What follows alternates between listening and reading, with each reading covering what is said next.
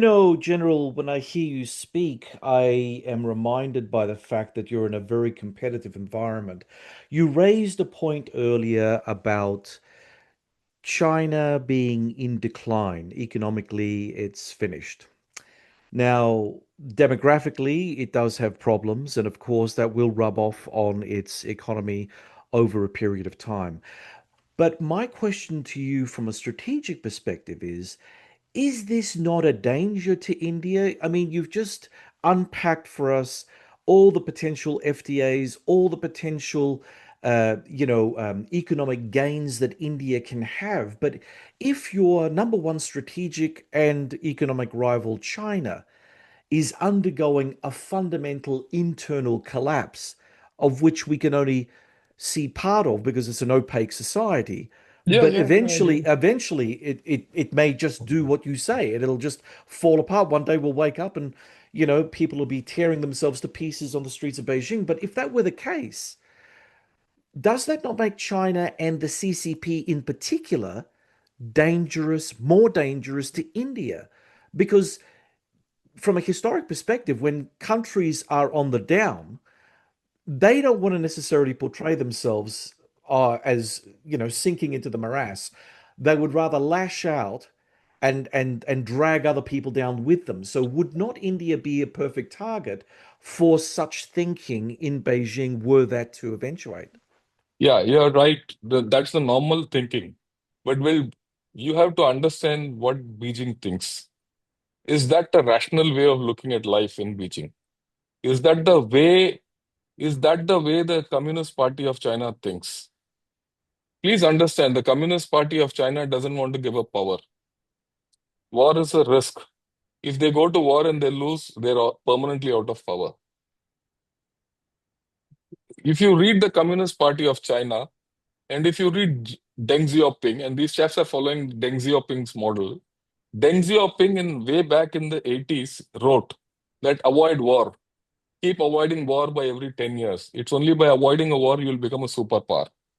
And that's exactly what these chaps are doing. When all they say, oh, come to China, we don't go for war, yay, wo, all that, it is exactly that. If you go with the premise that a collapsing China will go and lash out and hit out against India, then you're not giving CCP the intelligence it deserves. Well, no, hang on. Let's take a step back here because China is not the CCP. And from a historic perspective, when the center fails in China, and it has failed spectacularly in China, Yes. many tens of millions, we're not talking a few 100,000 people, tens of millions of Chinese people will slaughter themselves until the system reimposes itself, whether it be another dynasty or the Communist We Party don't or know. something else. We don't know. But the thing is that history is replete with examples of the system completely collapsing in China. So again, you can talk about the rationality of the CCP, but you can't be oblivious to the fact that there are situations where the center doesn't hold, and also political structures they don't last forever. I mean, when the going is good, they last for as long as the system permits them to last. But as we're seeing with the United States, they've had a good, what, 70 odd years. They've been running the world pretty much. And now things are looking a bit dodgy. Now, does that mean it's a precursor to an American collapse? We don't know for No. sure. But we do know that it's changing. And I think that one could say that even if the center in China starts to weaken, because it is an autocratic structure, it's brittle, as were the former dynasties that used to run China. They were brittle structures. They just needed a bit of a push, and the whole thing came down. And that's why I'm saying, when you're talking about China, first you've got to divorce China, the concept and construct of China and the Chinese people, from the CCP. Because then you can start seeing that, yes, whoever rules China may have it good for a period, but when things start going pear-shaped, there's no coming back from that. And then that's when stuff gets real very quickly. Yeah, I agree with you. But then inwardly collapsing China poses a problem to the whole world. And Oh, we'll sure. tackle it Oh, when yeah, it comes. absolutely. Yeah, Yes. it's not only India, we'll tackle it at that time.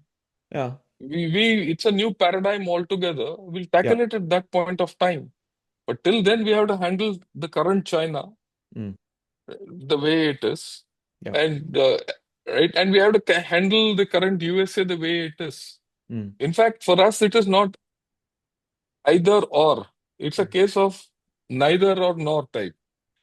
We are we're not in a great situation. I mean, I no, agree with you. We are not in a great situation. mm, I'm not saying India is on top of a shack and in the happiness and mm, the mm, mm, sun is shining down on us. No, we are in a sweet mm, spot economically. I agree, but mm, equally we are faced with very tough alternatives.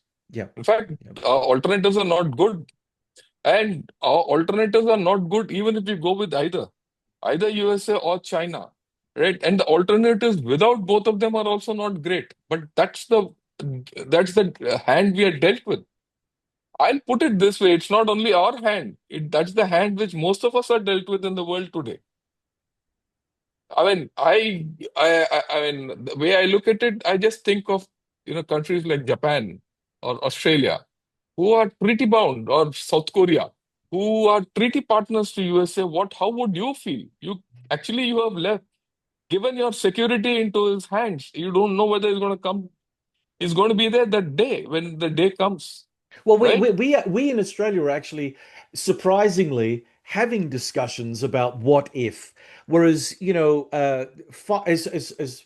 little as 5 years ago, talking about whether ANZUS would last a duration was like heresy. You would not see any public figure saying the Americans wouldn't charge over the Pacific to save Australia under any circumstance. Now you're starting to see, people who were in the senior former policy making space come out in public and say, well, I think we may have a problem here. and Yeah. and that is certainly a problem, and I think that you've illustrated that extremely well. But one thing that you have also illustrated, sir, if you don't mind me saying, is that it comes back down to the gray zone that we were talking about earlier. Yes. To be comfortable in that not being comfortable. I'm not comfortable with the fact that there's a great deal of uncertainty, but if uncertainty is what we're given, we don't have that many options. We have to feel comfortable with the uncertainty moving forward and trying the best we possibly can to navigate. Yeah, I agree with you. I Yeah, agree with you. In fact, actually, what you said earlier is quite profound. Every country has to operate in a gray zone. yeah, It's a given. Now, at this point of time, the gray zone any sensible country has to operate has increased. mm, And I think with the way things are, with the big powers and the global south, the way it is and everything, every country is trying to find comfort in that gray zone. In fact, they're trying to get the best out of the gray zone.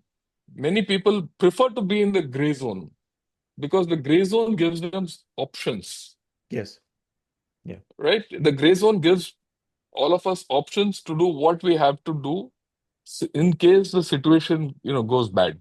mm, So I don't see most of the countries coming out of this in a hurry. This includes USA and China. They have created this gray zone for themselves, right? Both China and USA. And then now they find themselves stuck in that gray zone and they're not able.